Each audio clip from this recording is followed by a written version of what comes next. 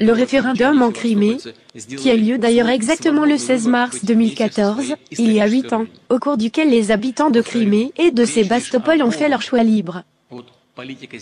Le choix d'être avec sa patrie historique est une politique d'endiguement et d'affaiblissement de la Russie.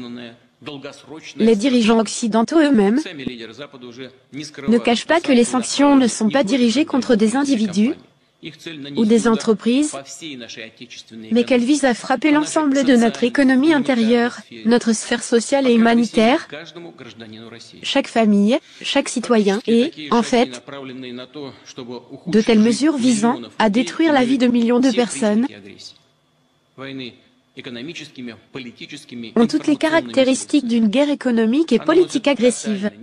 Elle n'est absolument pas dissimulée par des moyens politiques et informationnels et, je le répète, la soi-disant élite politique occidentale n'hésite même pas à le dire en clair. Tout le verbiage sur l'inviolabilité de la propriété privée et de la liberté d'expression, tout cela est tombé dans la partie 1, même le principe olympique. Et ils n'ont pas hésité à régler un compte à l'athlète paralympique. Donc le sport est au-delà de la politique de cette façon. Dans de nombreux pays occidentaux, les gens sont soumis à un véritable harcèlement, pour la seule raison qu'ils sont originaires de Russie.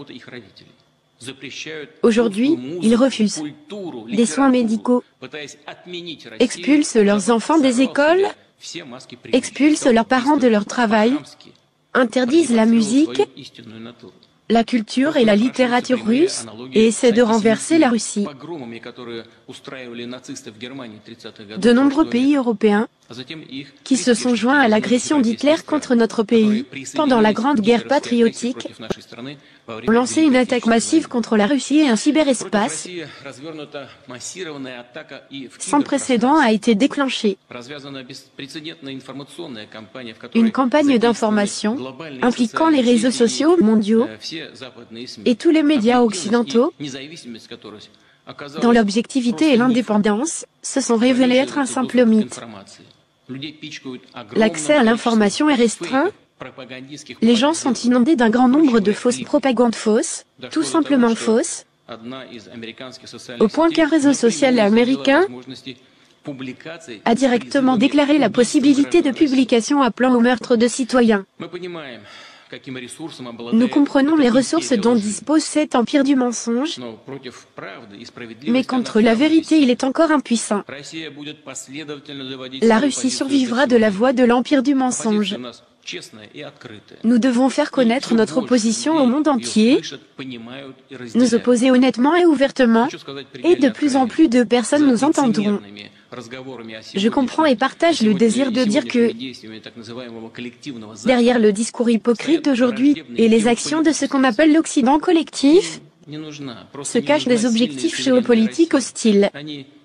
Ils ne veulent pas d'une Russie forte et souveraine. Ils ne nous pardonneront pas notre parcours indépendant ou la défense de nos intérêts nationaux. Nous nous souvenons tous de la façon dont ils ont soutenu le séparatisme et le terrorisme dans le Caucase du Nord, comme dans les années 90 et au début des années 2000. Et maintenant, ils veulent répéter leur tentative de nous écraser à nouveau, de nous pousser au-delà de la mosaïque, comme ils disent, de transformer un pays dépendant faible en un pays brisé. Ils n'ont pas réussi à l'époque et ne réussiront pas aujourd'hui. Oui, ils essaieront certainement de miser sur la soi-disant cinquième colonne, au-dessus des traîtres nationaux et de ceux qui gagnent de l'argent ici et vivent là-bas, et pas même au sens géographique du terme, mais selon leurs propres idées. Dans mon esprit d'esclave, je n'en veux pas à ceux que j'ai vus à Miami ou sur la Côte d'Azur et qui ne peuvent se passer d'eux. Les promoteurs de la soi-disant liberté des sexes, mais ce n'est pas du tout le problème. Beaucoup de ces personnes sont là mentalement. Elles ne sont pas avec notre peuple, elles ne sont pas avec la Russie. Et cela, à leur avis, est un signe d'appartenance à une caste supérieure, une race supérieure. De telles personnes vendraient leur mère Si elles étaient autorisées à s'asseoir dans le couloir, de la même caste supérieure, et elles veulent être comme cela. Mais ils oublient ou ne comprennent pas que cette soi-disant caste supérieure a besoin de, si tant est qu'elle en ait besoin, comme matériel consommable, pour les utiliser, afin d'infliger un maximum de dommages à notre peuple. Le collectif occidental tente de diviser notre société en spéculant sur les pertes de guerre, sur le plan socio-économique, les conséquences des sanctions, pour provoquer des troubles civils en Russie, et l'utilisation de leur cinquième colonne pour poursuivre leur objectif. J'ai déjà mentionné la destruction de la Russie, mais n'importe quel peuple, en particulier le peuple russe, peut toujours distinguer les vrais patriotes de la racaille et des traîtres, et les crachera simplement comme une mouche qui a accidentellement volé dans la bouche. Le peuple est convaincu qu'un tel auto-nettoyage naturel et nécessaire de la société ne fera que renforcer notre pays, notre solidarité et notre volonté de relever tous les défis. Le soi-disant Occident collectif et sa cinquième colonne ont l'habitude de mesurer tout et tout le monde par eux-mêmes. Ils croient que tout se vend et tout s'achète, et pensent donc que nous sommes au-dessus de la mêlée.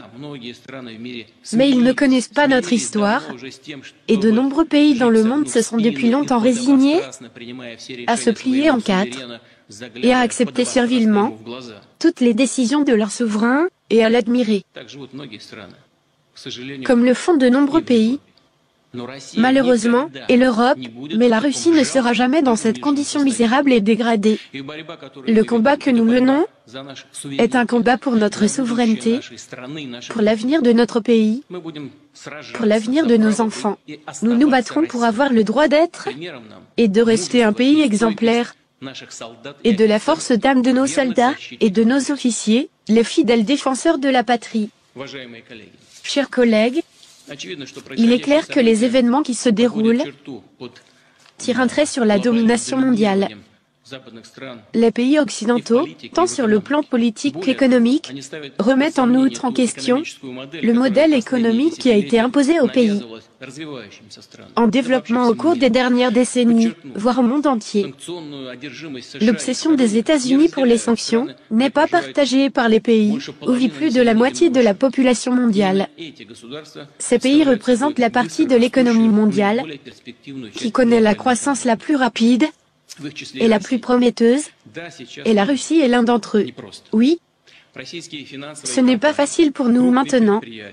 Les sociétés financières russes, les grandes entreprises, les petites et moyennes entreprises sont confrontées à une pression sans précédent. Les sanctions ont touché notre système bancaire, mais les banques russes ont relevé le défi, travaillant littéralement 24 heures sur 24. Elle continue à effectuer des paiements et des règlements. La deuxième vague de sanctions a été conçue pour provoquer la panique dans le secteur du commerce. La demande supplémentaire de marchandises étant estimée à plus de 1 000 milliards de roubles au cours des 3 dernières semaines. Mais les fabricants, fournisseurs, entreprises de transport et de logistique nationaux ont fait de leur mieux pour éviter les pénuries à grande échelle.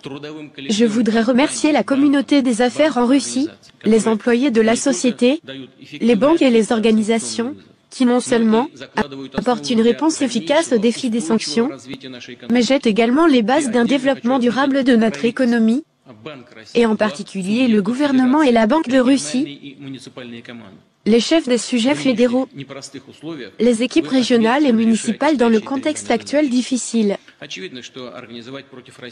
Il est évident que l'organisation d'une guerre économique éclair contre la Russie pour démoraliser notre société n'a pas fonctionné.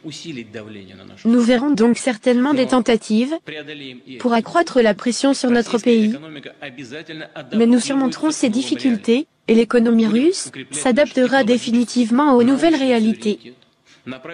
Nous renforcerons notre souveraineté technologique et scientifique. Nous allouerons des ressources supplémentaires pour soutenir l'agriculture, l'industrie manufacturière, les infrastructures, la construction de logements. Nous continuerons à développer les relations commerciales extérieures. en vue d'une croissance rapide des marchés internationaux dynamiques. Bien sûr, les nouvelles réalités exigeront des changements structurels profonds dans notre économie, et je ne vous cacherai pas qu'ils seront difficiles, entraînant une augmentation temporaire de l'inflation et du chômage. Dans cette situation, notre tâche est de minimiser ces risques, non seulement de remplir strictement toutes les obligations sociales de l'État, mais aussi de lancer de nouveaux mécanismes plus efficaces. Comme vous le savez, il a déjà été décidé d'introduire, à partir du 1er avril, des allocations pour les enfants âgés de 8 à 16 ans inclus, élevés dans des familles à faible revenu. Le montant sera égal à la moitié d'un revenu de subsistance pour chaque enfant de cet âge, la moyenne nationale actuelle, et il s'élèvera à 12 300 roubles.